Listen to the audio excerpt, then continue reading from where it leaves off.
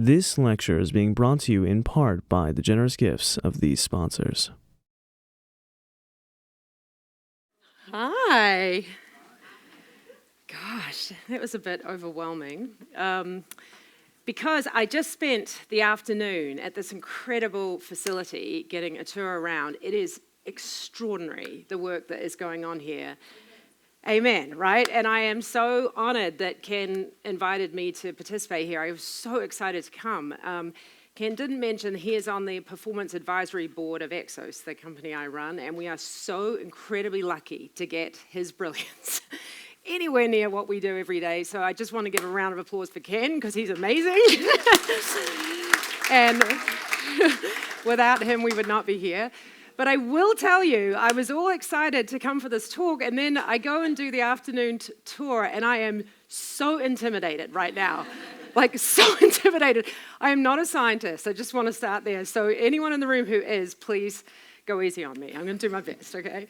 Anyway, what we're going to talk about today is about leading for high performance. So as Ken said, I've been really lucky to have most of my career in the sports and fitness and wellness and health industries. It's funny, I worked at Nike, so we put things on the athlete. I worked at Gatorade inside the athlete. I work at EXOS training the athlete. We kind of do it all. So I feel really lucky to have had that experience. And now the business of EXOS, we do essentially corporate health and wellness, so helping people who go to work every day feel awesome. And raise your hand if over the last 5 years, work hasn't felt awesome. All right. So we got a lot to talk about because I think there's a lot we can do to help. So I always like to start my talks with, where am I from? The crazy lady with the accent. I am from New Zealand. Has anyone been there? Yes, yes, yes, yes. Did you love it? Yes. Did you meet some sheep? Yes! I always tell people, humble beginnings. Okay, I was born in a country with 5 million people and 50 million sheep. Let's get it out there, okay? So everywhere I go in America, I'm a very proud American citizen now, but people always go, oh my God, you have great sweaters? And I'm like, yes, we do. We have great wool. If you ever want to buy a sweater, buy it from New Zealand. But I will tell you a funny part of my childhood. So talk to me, those who were, kids in the 80s. What were you watching on TV? Dallas? Knight Rider! Yes, thank you. The A-Team? Oh my God, the A-Team. All these great shows, right? Well, do you want to know what we were watching in New Zealand? Yes, we actually invented reality TV. This will be interesting for you to see. I'm going to show you a clip. Shepherds and sheep. It's great dramatic viewing.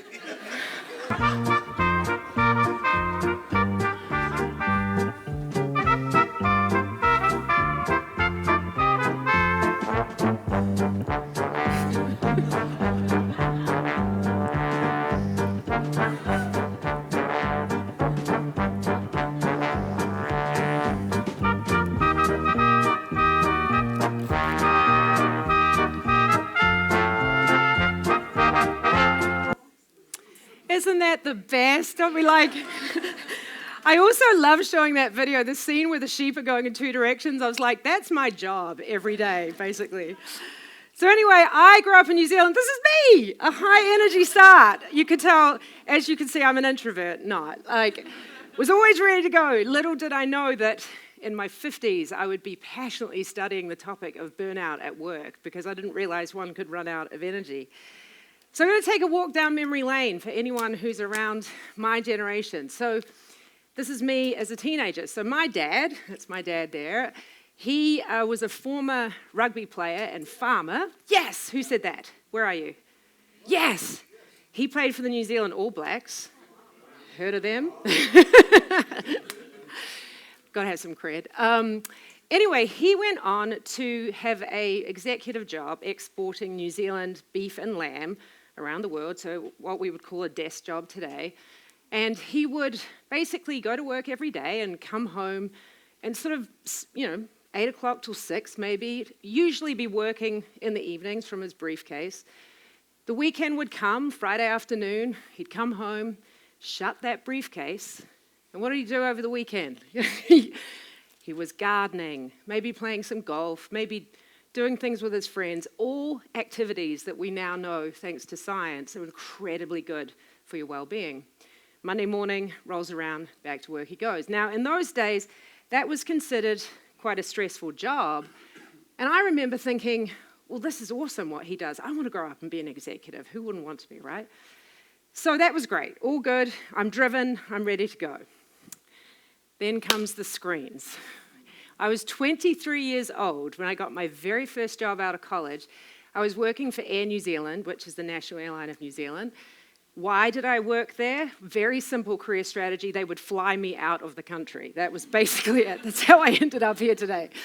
But I still remember, at the age of 23, being at the office at about 8 o'clock at night and getting an email from my colleague in Sydney, Australia. An email. Come on. Do we all remember? It was like, oh my God, it's not a fax, it's an email. And for real, that was the beginning of what has become our culture today. And so it's very hard. Like I try and explain to my kids, there was a time when we weren't staring at screens every day, right? And so I remember it went from that to, I think many of us in this room have experienced it. We went from our desktop to computer. I remember I would have to go into work in the weekends if I had catch-up work, to our laptops, so at least we could take it home, to our mobiles before long. 30-hour, 40-hour, 50-hour, 60-hour. I got up to 90-hour weeks at many times in my career. I was driven. I thought that's what we had to do. And I think many of us did the same. And here's what's interesting. While people of my generation were behaving in this way, a bunch of new people were being born in their households. So think of me with my dad having this super healthy business lifestyle. Think about a kid with a parent like me who's like, wait, they are just all day long, they're stressed, this is really hard. That's the generation that entered the workforce 3 years ago, right? So then, the moment we all hit the wall. I think we can all agree that the pandemic, like it was just like this collective global moment when we all said, enough. This is too much, right? How many people remembers feelings, whether you had small children in the house, whether you had elderly that you were caring for, all of the things that we dealt with, something suddenly broke. And then you started to see in the workplace, you saw all of the headline articles, the Great Resignation, all these kids are quitting, the Sunday scaries, like Burnout, everywhere you turn, these headlines, right? Clearly it was a big issue. So today's reality, here's the thing. The pace of business is not slowing down. And having just listened and learned a bunch about amplified intelligence, not artificial intelligence, Ken, but we all know that these new technologies just keep making things faster. I think about my own career, the pace of decision-making, the pressure to keep up is at a level cognitively that it certainly wasn't for me 20 years ago, right? So that we know is not changing. And employee engagement has never been lower. We actually know right now, thanks to the Gallup poll, that employee engagement currently 2-to-1 engaged to disengaged employees, the highest it's been in 15 years. Like employers are just like, I'm out, this isn't working. And then the next gen has different priorities. And I have a lot of comments about that. I have 3 of them living in my home. But we have to listen. This is the generation that is entering and setting the tone of the workforce. And the one thing I would say is they are teaching people like me that we have to think differently, which is good. So the answer we believe at EXOS is what we call readiness. And readiness is that moment when you get up in the morning and your psychology and your biology are just totally in tune, working for you, and you are ready for the moment of your day. Be it taking the kids to soccer practice, preparing for a really stressful board presentation, doing a really big experiment in the lab, or an athlete training for the Olympics. You want to feel perfectly ready for your day, and it takes truly understanding how to get your biology and your psychology on side. And so I'm going to go today through 3 pillars that can help manifest what we call readiness, feeling awesome. Because are you guys up for that? We want to learn how to feel awesome. I believe we do. All right, so the first one is individual recovery. Let's get ready to recover. Isn't that exciting? Like literally, get out the pillows. Let's go. All right, so this is me in 2008. I didn't live in Florida, even though my hair looks like I did. Honestly, I always thought this picture, I'm like, why did someone not say something to me? It was just so unfair. But anyway, as Kim mentioned before, I was very honored to be the president of Gatorade. So I took over the business in 2008 as the recession was about to happen. So here was me thinking, hey, awesome, I'm just going to come in and reposition this brand and work with athletes and hang out. And literally, this is a $5 billion business. Within 6 months of me taking the job, we were losing $500 million of revenue a year. I mean, it was like, okay, what are we going to do? Added to this, 6 months into me taking the job, I gave birth to my third child. Of course I did. So just as we rebranded, you may remember the old Gatorade logo before we had the big G rebranding. My little daughter, Gabby, was born literally the same week. We had the big G and the baby G. That's what we used to call them. She's now 16, by the way. Oh my God, I'm so old. At any rate, extreme effort, unfortunately, leads to extreme burnout. I remember 2 weeks after having Gabs, like this was a crisis going on. And when you work for a big public company and there is media and there are analysts and there are people every day going, Gatorade is on fire, it's in trouble, you are under so much pressure, I can't even begin to say. So I'm like, all right, I'm back on calls, and I'm pretty much back to 40 hours a week within about 2 weeks of giving birth, goes up. And I remember about 4 months into this experience, literally having a massive burnout crisis, like 3 o'clock in the morning, crying on the kitchen floor. My husband's like, what are we going to do? And thanks to my amazing husband, he's like, enough, we need a break. And we took a 4-week vacation to New Zealand. Nothing like the sheep to get you like fired up again. And I came back and I realized things had to be different. And I started to set some boundaries and little by little got myself back together. And here's the thing, as Gen X leaders, I actually was working for Indra Nui, who I adore. She is a dear friend of mine to this day. But we were all raised the same. Go back to my experience, which is more, harder, beat the competition. Not enough, enough is never enough. That's how we were raised. And so that's how I was leading. I was doing this to myself and I was doing it to my team. Fast forward to 2020. Okay, you're going to get the theme here. So on the 1st of February 2020, I take the job as the CEO of EXOS, running 400 gyms around the world. I can pick him. Here comes a pandemic. Let's go. It was like literally within 2 weeks of taking the job as the CEO of EXOS, literally shutting down the entire business, trying to figure out how to survive. Could we save ourselves off from bankruptcy? Everything you can imagine. And I will tell you that this time around, I was very lucky that my kids are a bunch older, so I wasn't like the poor parents that every day we all saw little children in their homes trying to do it all. And I knew instinctually it had to be different. And I was like, EXOS is a human performance company. They know a thing or two about how to navigate like readiness, all these things we do. How can we do this differently? Because it's not working for the corporate employee. And the thing about EXOS is we had seen this problem before. So as Ken said, our business actually was founded in training professional athletes. We've trained, I believe, 1,200 aspiring NFL players for the Combine to go into the Combine. We've got more Olympic medals than my entire country, of course. So we have a lot of experience with athletes. And Mark Verstegen, who founded the company in the late 90s, it was founded because at the time, this was happening to athletes. They were overtraining. It was like, the more I train, I'm looking at you, my triathlon friend, the more results I will get, and then injuries. Suddenly things are going wrong. Suddenly their career, limiting injuries. And we were like, whoa, something has to be different. And what do we see now in the athlete world? This image, all the time, right? Athletes would never come off the field and not do this immediately. This is recovery. This is like intentional thought that goes into how I'm going to let my body recover. What's more, as we train athletes at EXOS now, we're incredibly intentional about the days that we put real stress on their body, followed by the days of real recovery. Recovery is a strategic part of driving their performance, right? So I know you're all thinking there, what on earth does this have to do with me? So it has a lot to do with you.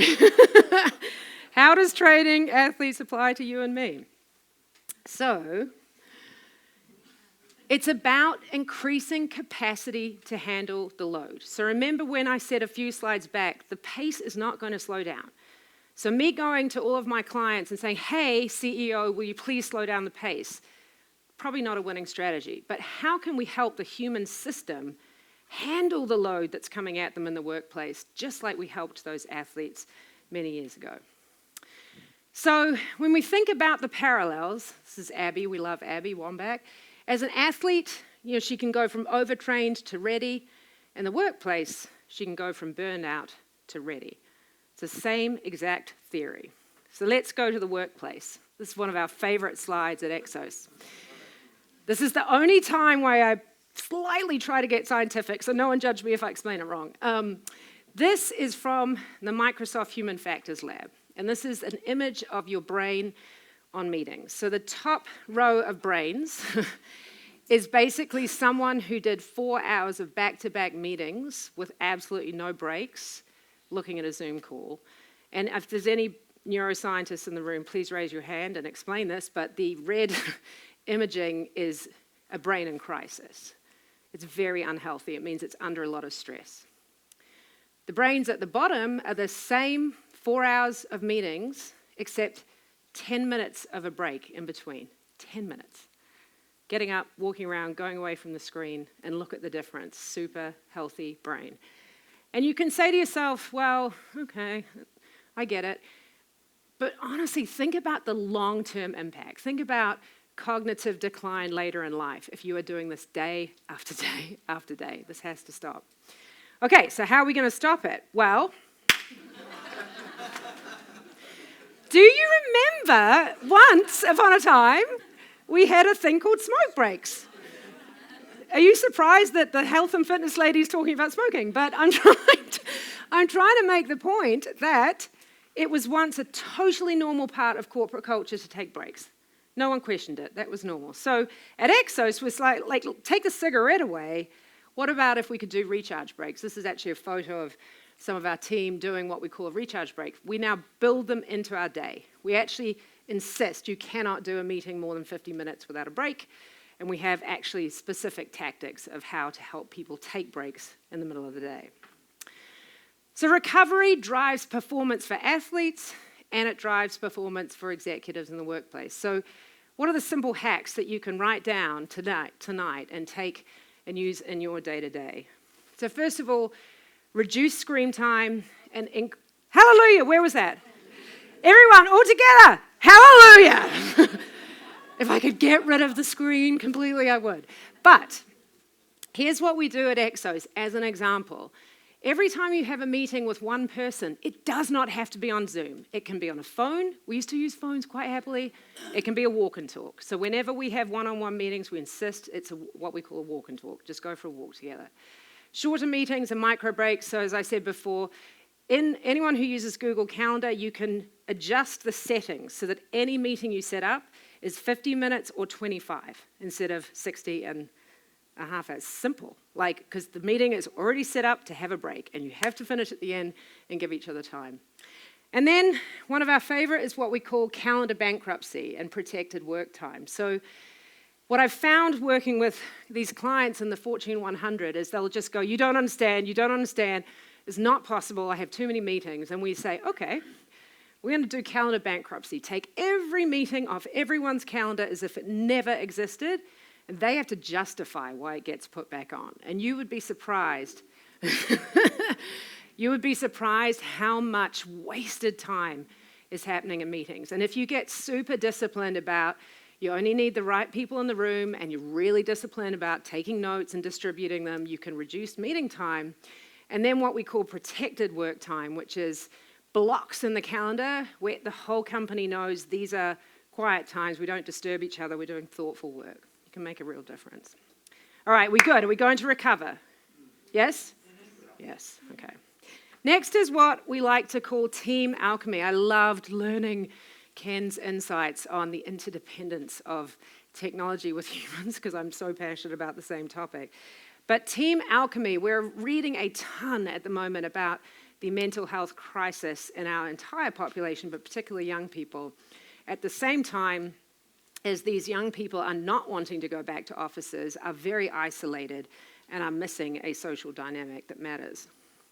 So this is, I'm going to get the name wrong, Mihai Csikszentmihalyi.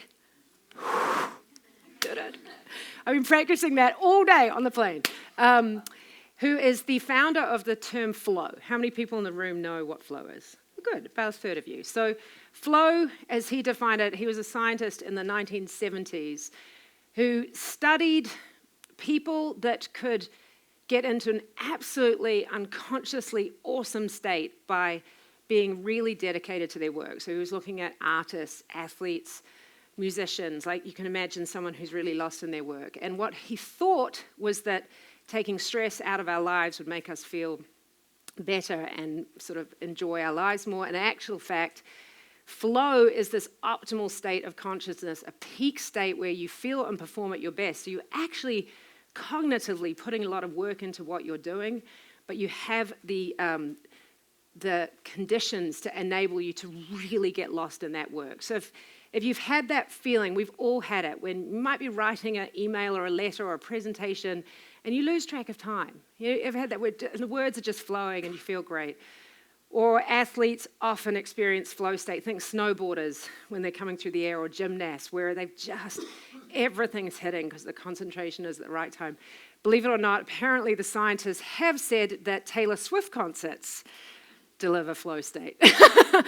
All of those people moving together, concentrating on the same thing. Pretty amazing. So that's what flow state is. And flow triggers that help get you into flow state. 3 really important ones: clear goals. So do you know what you're attempting to do by what time?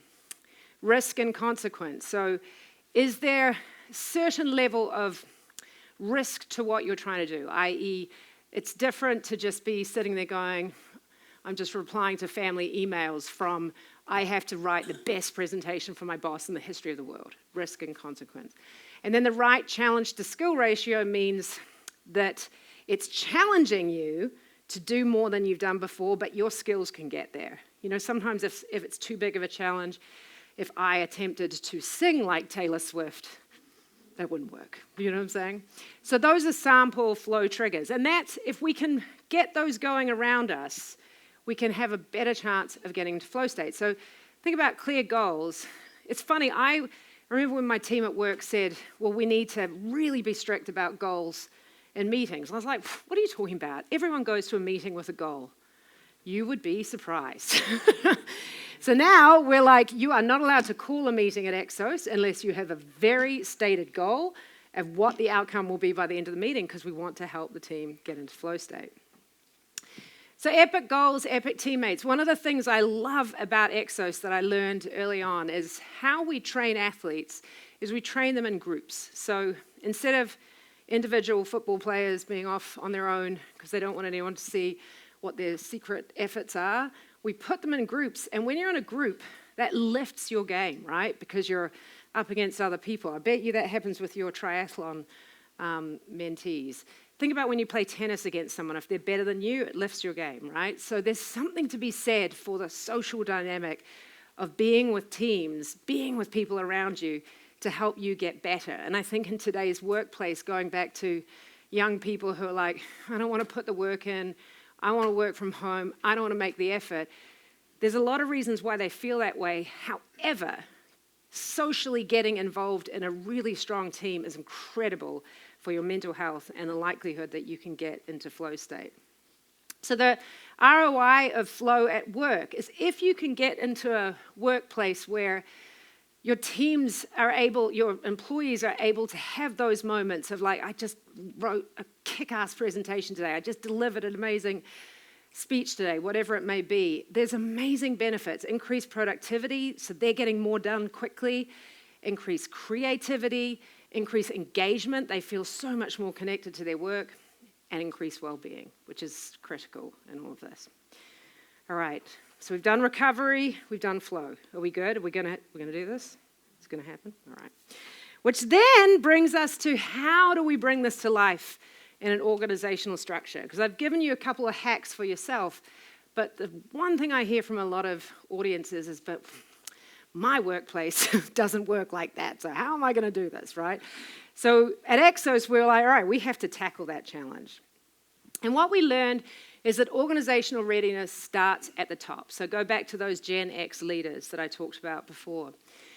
So at EXOS, when we were at the beginning of the pandemic, and I said to the team, we got to figure out how to not burn out the team, let's come up with some ways to do that. We actually started by saying, well, let's do no meeting Fridays. We were doing some things. Guess who broke the rule every week? And here's the issue. If I break the rule, what happens? Didn't happen. And I was so humbled by that experience because I was like, well, my investors need a quick update. It doesn't matter and it does matter. I set the tone. The leader sets the pace of the pack. So what we started to see from our clients is that they were really struggling because leaders at the top of big corporations typically are my generation. So they're like, go, go, go, go, go. There's no stopping. So we're like, all right, we're going to have to prove to them that it can be better.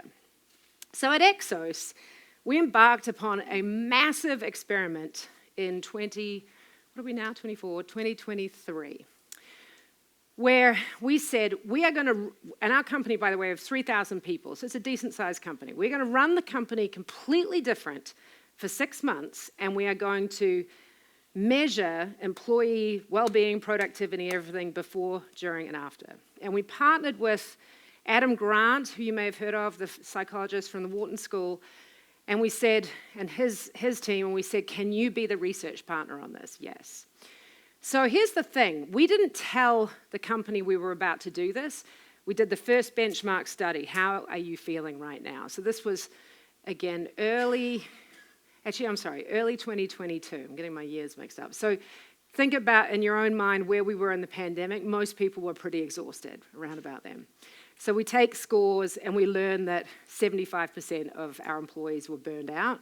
And I'm sitting there going, I run a health and performance company and 75% of my employees are burned out? Can you imagine what's going on in the world? We better fix this.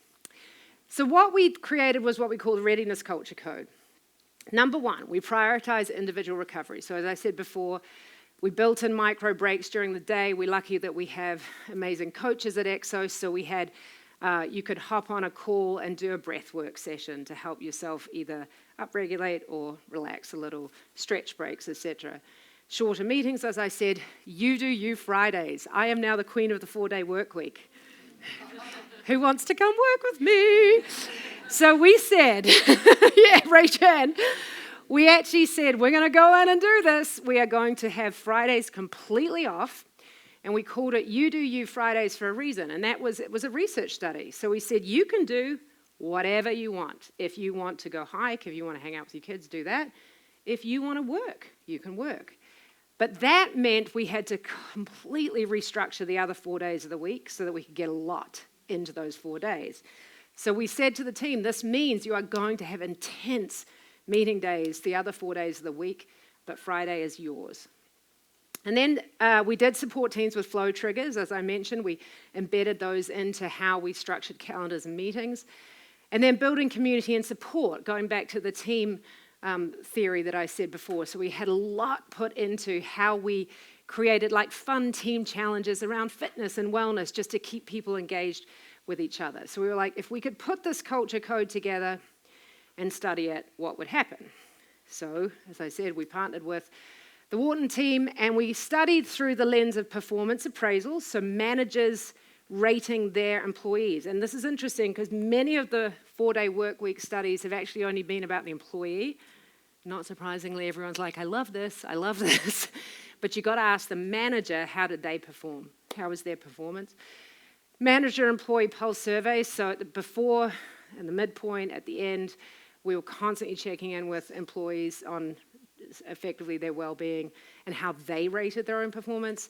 And then we gave all of the data from our Gmail, GChat, Google Calendar, Slack to Wharton so they could see who was in meetings when. They could analyze what was happening in terms of our meeting dynamics. Do you want to hear the results? It works. And now, if you can tell, I'm quite energetic. I am so passionate about this topic because I now know it works. So what we learned is managers reported that we maintained performance levels. So remember I said a 4-day work week. We did not lose any performance. And by the way, the company had its best performance since I've been CEO that year. Investors were happy, that's always good. Employees felt more productive and their sense of well-being increased. They were like, I feel awesome. Now, why is that? One of the really cool data points was what the science team call ruminating thoughts. You know when you go to sleep at night, she's nodding, we've been there, and you just can't get out of your head, and you can't sleep, and you wake up at 3 and it's still there. Ruminating thoughts came down so low because we were giving them this break on Friday to really recharge and sort of get back together by the following week. Burnout, 73% of our employees were burned out before this, 30% after. I mean, that's massive, right? Massive improvement. Massive increases in job satisfaction, increases in feeling supported in a sense of belonging. And most importantly, you see at the bottom, 97% intend to stay at the company. It's like, I want to work this way going forward. Pretty awesome. Yes? So you've got to go back to your workplaces and say, call Sarah at EXOS. We've got a great idea for how we're going to work together. So that is all I have tonight. We went through 3 things. Did you stay with me? Get ready to recover. Always focus on the teams, team alchemy, and that organizational readiness. If you can put those 3 things together, I deeply believe we can change the culture that has been created in the workplace and make it better for all. But it takes people like you in this room to think about the message and just do one little thing in your life to help spread the word, because it's going to require a lot of effort to change the culture of corporate America, but I think we can do it.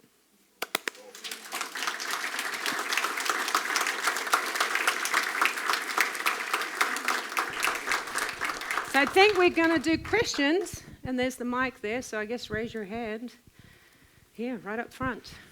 And I will wait for the question, and you will ask it, so Ken's point. What's kind of the one piece of advice you would give for someone who's maybe not at an executive level in their company or their business, but they want to help institute this change, especially if they're kind of a younger, coming into the workforce and trying to change old patterns? Yeah, it's a great question. One of the things we've learned is you can make tiny changes in small teams. So I think it's as simple, like let's say you work in a team of 6 engineers, wherever, and you come in and say, I just heard this talk last night, and if we just changed our culture to cut our meetings off at 50 minutes, it would make a difference. Can we commit to each other to do that? And you just make the difference. It will start spreading.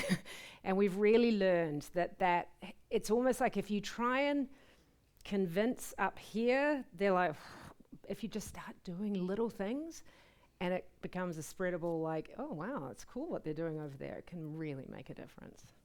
Lead. Hi. Good evening, ma'am. I had a question about how do you actually gain buy-in? Being CEO, you clearly probably have a team of executives or whatever that you shoot these ideas to.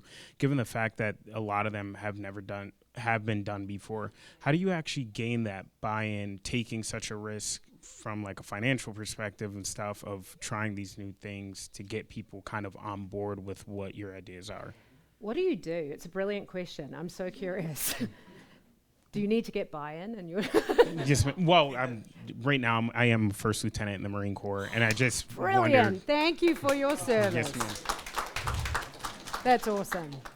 It's such a good question, because this is like, honestly, the most important thing. And I'm actually teaching a class on this online in 2 weeks, because it's typically called soft skills, and I think it's the hardest skills. I really do. And it's funny, like in this example, to be very candid about it, like we used to joke, it was fisticuffs, because we had the science team, who Ken knows very well, who works with, they're like, we gotta go. And they were ready to take the whole week off, and it's like, okay, whoa, back. The HR team, for them, like the operational complexity of doing this was so hard. And it was really interesting because we actually, one of the things that we teach in terms of the science of belonging and the science of psychological safety is, it's one thing to feel you can belong, but to get a team to a point where you can actually have friction is really healthy. And so even though it made me uncomfortable, I would say to the team, okay, we're gonna have a discussion about this. I want dissent. I want to hear it. What's gonna go wrong? And then let each other really talk it through, and then don't just let it be everyone's airing their grievances. Now how would we problem solve together?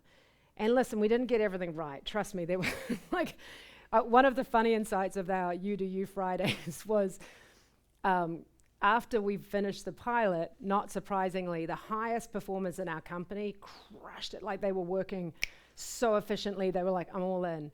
The lowest performers in our company were in the Bahamas on Wednesday night with a virtual background. You know what I'm saying? And we were like, oh, we didn't expect that. So then you figure that out and you work together and go, okay, we've got to course correct. But I would say it's inviting dissent and really asking for it, even though it's scary.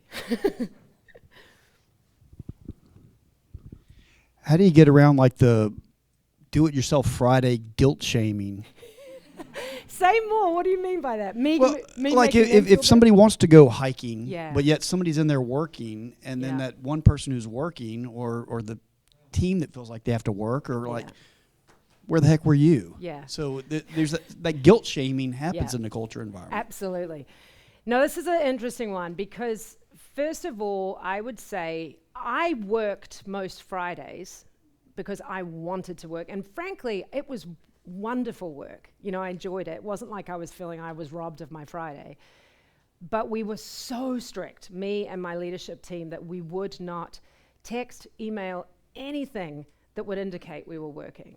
And in fact, we went out of our way, like Friday late afternoon, Instagram picture, oh look, here we were trying really hard to not guilt shame because we knew if they felt that we were looking at them going, Now, I will say we had really strict guidelines around if there's a big client pitch. There were certain, moments where it was all hands to the deck. We're all working on a Friday, and that is what it is.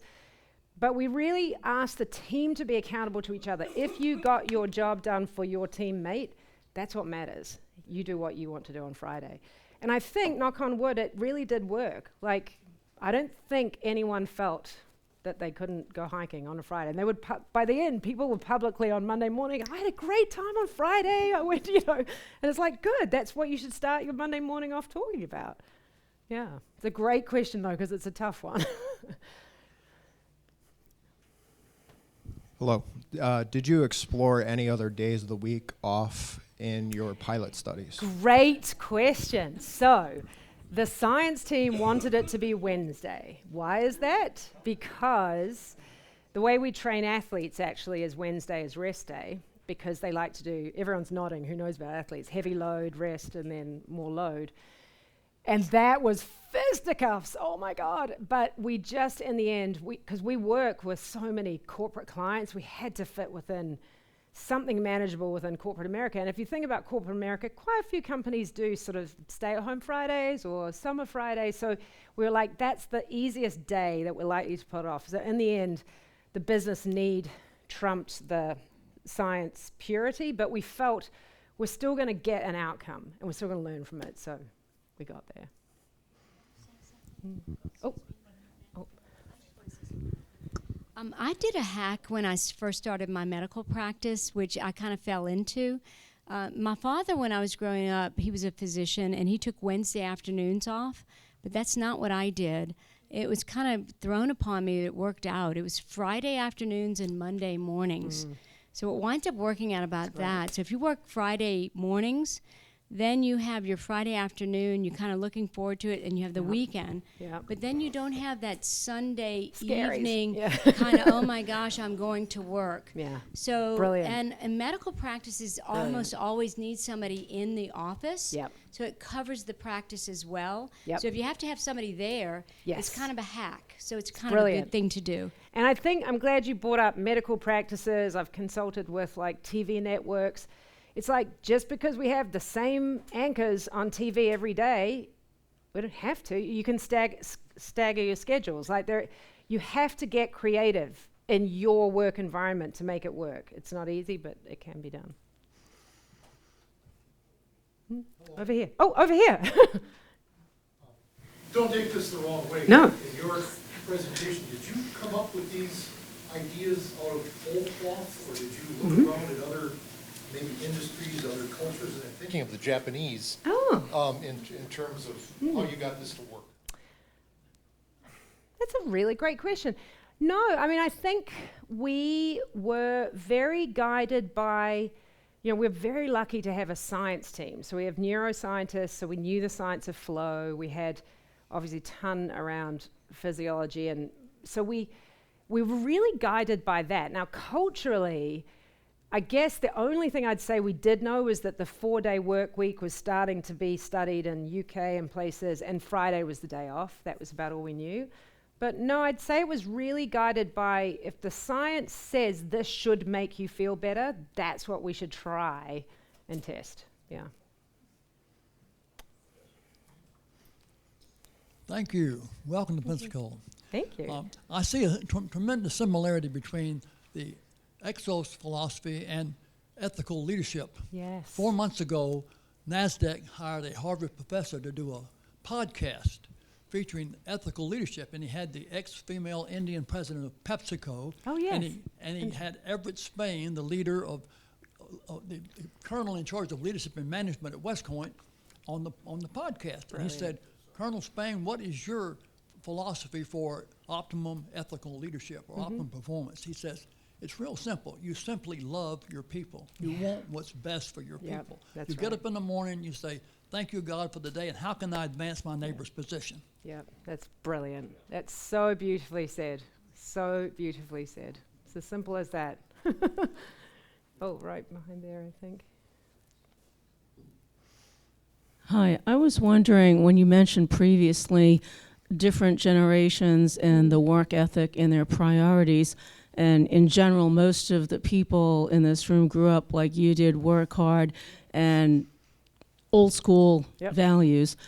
Have you gained either insight or had contributing input from younger generations regarding the ability to build a deficiency, what appears to be across the board, of empathy and or being able to not resort to violence or meanness on social media when it comes to this concept now billed as conflict resolution, where people don't know how to agree to disagree without getting over the top to be on the next TikTok dick-dac-doo.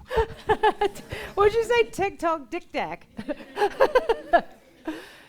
No, honestly, I relate that to what this gentleman said, honestly, is that I think it's one of the reasons, one of the things that we consult with our clients on is how much they should be forcing people to come back to the office. And this is a really hotly debated topic, particularly, it's interesting, like our financial services clients, many in the banking industry, they're back 5 days a week like it always was.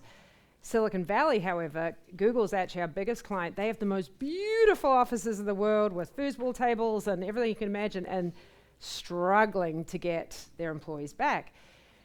And it's really tough because I believe generationally, like I am old school, I am work hard, like that is how I am wired, but I have been humbled by this experience that I am no longer defining workplace culture, your generation is, and I need to listen and learn. And so there's that. And then I feel really passionate about, it's not force people to come back to work for 5 days a week, but can we get human connection in person to help them understand what you just said?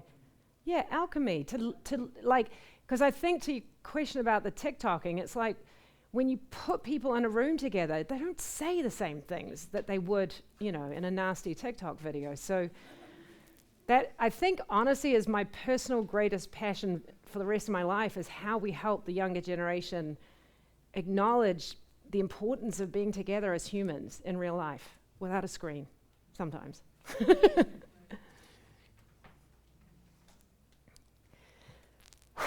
Okay. Oh, one more. This will be the last question. Last question. Hi, I work in the healthcare industry.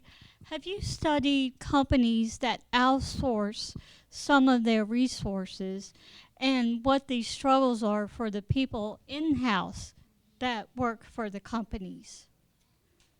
In terms of the struggles between what different people are allowed to do? Yes. Yes. Yeah.